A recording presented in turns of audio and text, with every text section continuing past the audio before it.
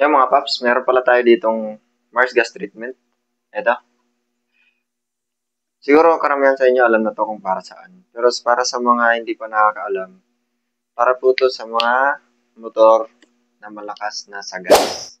At malakas na rin ang vibration. Higit sa lahat, mahina na yung hatak ng motor.